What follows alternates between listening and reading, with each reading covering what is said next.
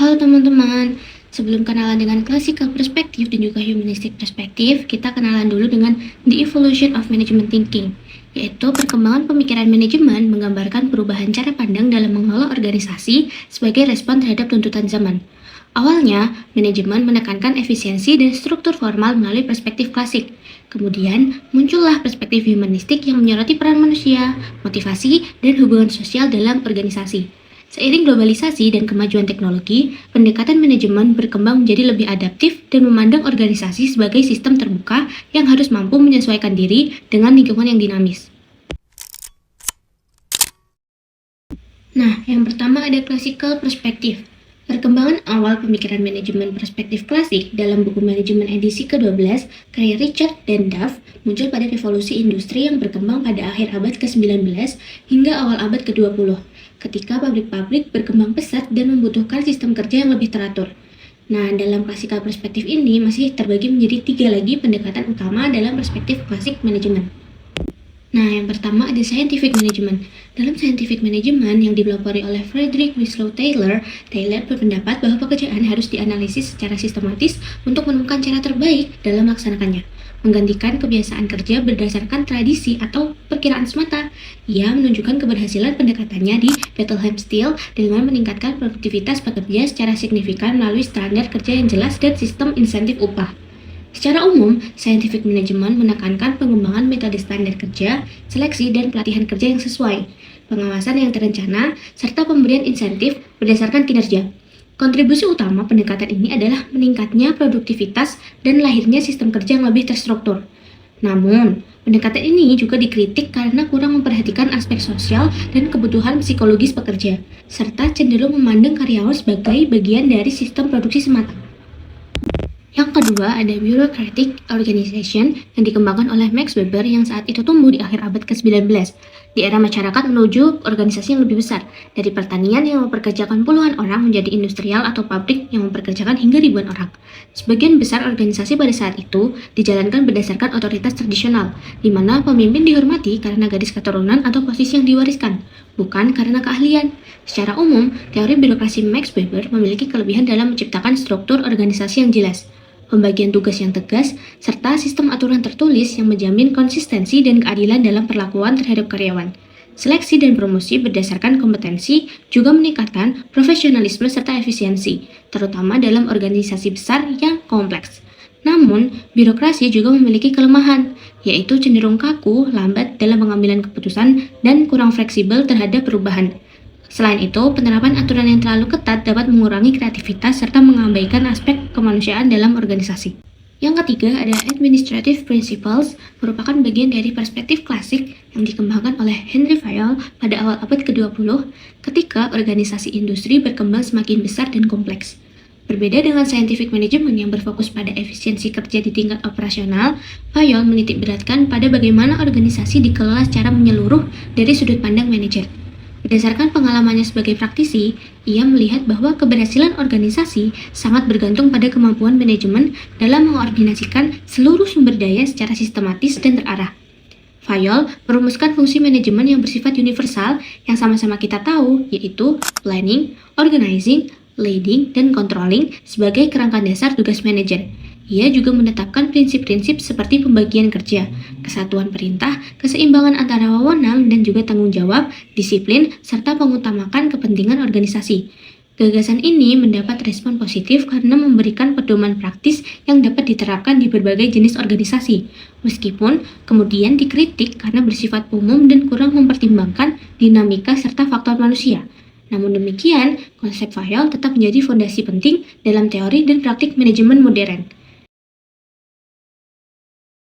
Humanistic perspektif dalam manajemen adalah menekankan pentingnya memahami perilaku manusia, kebutuhan dan sikap karyawan di tempat kerja, termasuk juga hubungan sosial serta dinamika kerja dalam kelompok. Berdasarkan perspektif humanistik, ada 3 bidang utama. Yang pertama, human relation movement, yaitu pentingnya hubungan kerja yang baik dan perhatian terhadap perasaan karyawan. Yang kedua, human resource perspective, melihat karyawan sebagai aset penting yang punya potensi untuk berkembang dan berkontribusi lebih. Yang ketiga, behavioral science approach, menggunakan ilmu tentang perilaku manusia seperti psikologi dan sosiologi untuk memahami dan meningkatkan kinerja di tempat kerja. Sebelum kita bahas lebih dalam, saya akan membahas pelopor humanistic perspective. Dua tokoh awal yang mendukung pendekatan manajemen yang lebih manusiawi adalah Mary Parker Follett dan Chester Barnett. Mary Parker Follett menekankan bahwa manajemen harus berfokus pada manusia, bukan hanya teknik. Ia percaya tujuan bersama dapat mengurangi konflik. Pemimpin harus memberdayakan dan memfasilitasi karyawan, serta mendorong mereka memberikan kemampuan terbaik. Chester Barnett memperkenalkan konsep organisasi informal, yaitu hubungan sosial alami dalam organisasi seperti pertemanan dan jaringan tidak resmi, yang bisa membantu organisasi jika dikelola dengan baik. Selanjutnya, Human Relation Movement, gerakan hubungan manusia dasarkan pada gagasan bahwa pengendalian kerja yang paling efektif berasal dari kesadaran dalam diri pekerja sendiri, bukan dari aturan yang kaku dan otoriter. Pendekatan ini muncul sebagai respon terhadap tuntutan sosial agar karyawan diperlakukan lebih manusiawi. Gerakan ini menekankan bahwa produktivitas meningkat jika karyawan diperlakukan secara manusiawi, bukan dikontrol secara ketat. Penelitian Houghton di Western Electric Company oleh Elton Mayo menunjukkan bahwa faktor manusia seperti perhatian manajer, rasa dihargai, dan kebersamaan kelompok lebih berpengaruh pada kinerja dibanding kondisi fisik kerja saja. Dari penelitian ini, lahir konsep Houghton Effect, yaitu orang bekerja lebih baik karena merasa diperhatikan atau diamati. Intinya, hubungan manusia yang baik di tempat kerja dapat meningkatkan produktivitas. Selanjutnya, Human Resource Perspective.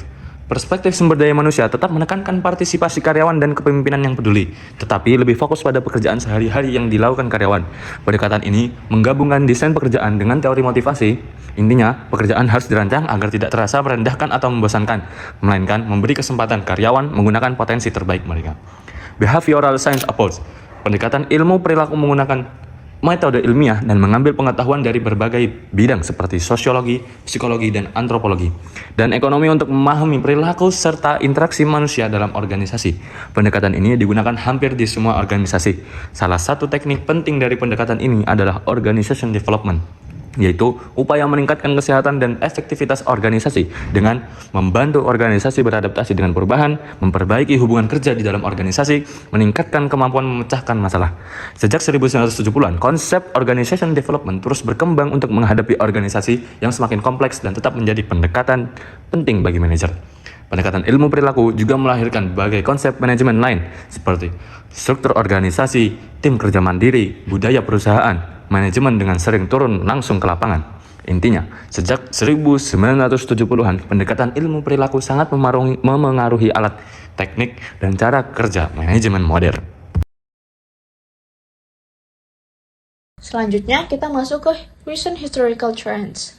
Pembahasan ini itu menjelaskan gimana pemikiran manajemen berkembang setelah Perang Dunia Kedua. Walaupun pada masa itu teknik manajemen ilmiah masih banyak digunakan, perhatian itu mulai kembali diarahkan kepada manusia sebagai unsur utama dalam organisasi. Pemikiran dari Peter Drucker menegaskan bahwa perusahaan bukan hanya tempat mencari keuntungan, tapi juga institusi sosial yang melibatkan hubungan antar individu. Sejak saat itu, pendekatan humanistik semakin kuat dan tetap relevan sampai sekarang. Dari perkembangan tersebut, lahirlah dua konsep penting dalam manajemen modern, yaitu berpikir sistem dan juga pandangan kontingensi. Berpikir sistem mengajarkan bahwa organisasi itu nggak bisa dipahami secara terpisah-pisah. Setiap bagiannya itu saling berkaitan, jadi satu keputusan itu bisa nimbulin dampak yang berantai. Misalnya, keputusan menaikkan iklan itu memang bisa meningkatkan penjualan, tapi juga dapat menambah kebutuhan stok, gudang, dan juga tenaga kerja yang pada akhirnya itu meningkatkan biaya. Karena itu, manajer perlu melihat gambaran besar dan memahami hubungan sebab akibat dalam organisasi. Sementara itu, pandangan kontingensi menekankan bahwa tidak ada satu cara manajemen yang selalu benar untuk semua organisasi. Cara mengelola perusahaan itu sangat bergantung pada situasi dan juga kondisi. Struktur yang cocok untuk perusahaan digital kayak Twitter itu tentunya berbeda dengan perusahaan manufaktur besar kayak Toyota. Intinya, manajemen modern itu menuntut manajer untuk lebih fleksibel, peka terhadap kondisi organisasi, dan juga mampu menyesuaikan keputusan dengan situasi nyata, bukan hanya berpegang pada teori semata. Selanjutnya, kita akan masuk ke materi Innovative Management, Thinking into the Future. Manajemen modern tidak lagi hanya berpegang pada teori klasik seperti scientific management atau pendekatan birokratis. Perkembangan lingkungan bisnis yang sangat cepat menuntut organisasi untuk terus berinovasi dalam cara berpikir dan bertindak. Pemikiran manajemen inovatif menekankan bahwa organisasi harus tetap adaptif, diperlukan kreativitas dan fleksibilitas, dan inovasi harus menjadi bagian dari budaya organisasi.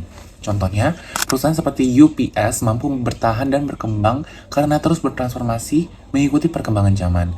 Sebaliknya, perusahaan yang gagal beradaptasi dengan perubahan lingkungan berisiko mengalami kemunduran bahkan kebangkrutan. Berikutnya kita akan membahas alat manajemen kontemporer. Yang pertama ada Customer Relationship Management, yaitu sistem yang digunakan untuk mengelola hubungan dengan pelanggan. Yang kedua ada Strategic Planning, yaitu proses menentukan arah jangka panjang organisasi. Yang ketiga Benchmarking, yaitu proses membandingkan kinerja organisasi dengan perusahaan terbaik di industri untuk menemukan praktik terbaik. Yang keempat ada Core Competencies, yaitu mengidentifikasikan keunggulan utama perusahaan yang sulit ditiru oleh pesaing.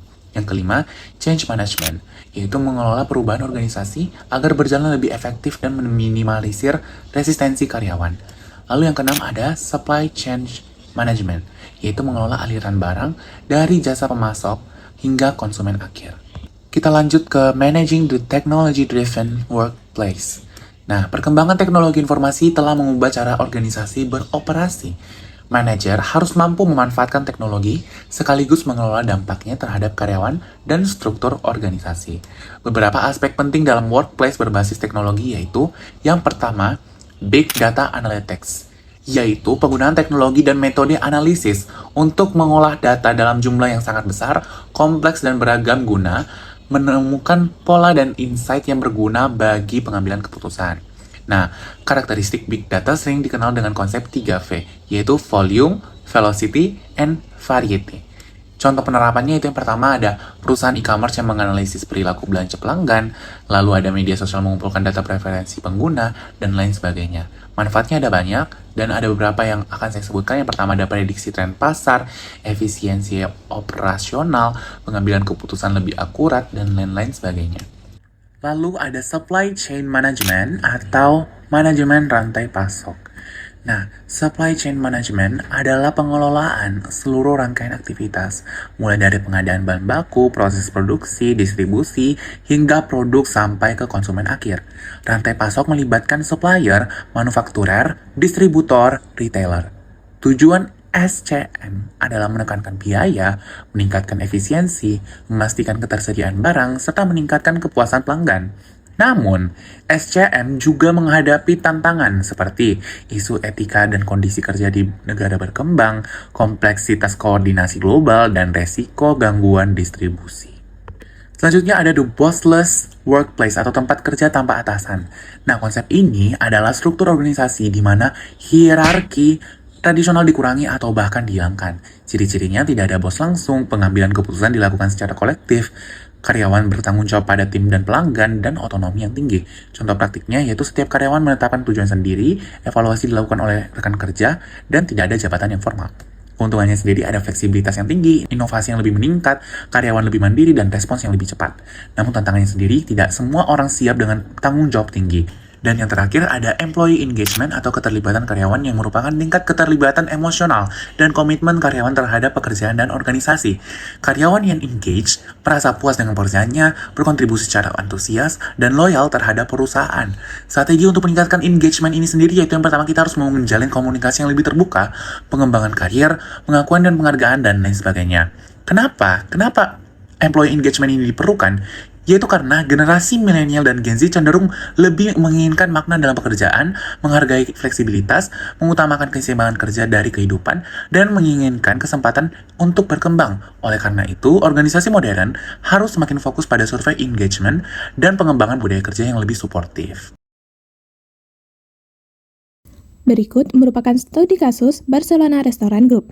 Untuk company profile-nya, Barcelona Restaurant and Wine Bar adalah grup restoran tapas Spanyol pemenang penghargaan. Barcelona didirikan pada tahun 1995 oleh César Marbatus, terinspirasi dari kenangannya selama bertahun-tahun tinggal di Spanyol dan Portugal, serta Andy Forsheimer yang memiliki pengalaman 20 tahun sebagai koki di restoran-restoran ternama dunia seperti Prancis, California, dan New York. Barcelona Restaurant Group merupakan jaringan restoran di Amerika Serikat yang dikenal dengan konsep Spanish tapas dining. Perusahaan ini menekankan kualitas layanan, budaya kerja yang kuat, dan keterlibatan karyawan, khususnya wait staff atau pelayan. Berbeda dengan banyak restoran yang menerapkan pengawasan ketat dan hierarki kaku, Barcelona mengembangkan pendekatan manajemen yang menggabungkan pemikiran humanistik dan manajemen modern, meskipun masih mempertahankan beberapa praktik tradisional restoran. Nah, untuk memahami bagaimana Barcelona menerapkan praktik manajemen dalam operasionalnya, berikut adalah analisis berdasarkan 3 pertanyaan utama yang menggambarkan kesesuaian, perbedaan, serta dampaknya terhadap karyawan. Untuk pertanyaan yang nomor 1, dalam hal apa pendekatan manajemen Barcelona selaras dengan perkembangan pemikiran manajemen modern? Untuk jawabannya, pendekatan manajemen Barcelona mencerminkan banyak prinsip manajemen modern yang berfokus pada manusia, budaya organisasi, dan sistem kerja yang terintegrasi. Untuk yang pertama, employee engagement atau people-driven workplace. Barcelona memandang wait staff bukan sekedar sebagai pelaksana tugas, tetapi sebagai bagian penting dari pengalaman pelanggan. Karyawan dilibatkan secara emosional dan diberi rasa memiliki terhadap restoran. Hal ini meningkatkan komitmen, loyalitas, dan kualitas interaksi dengan pelanggan. Untuk yang kedua, Human Resource Perspective atau teori Y.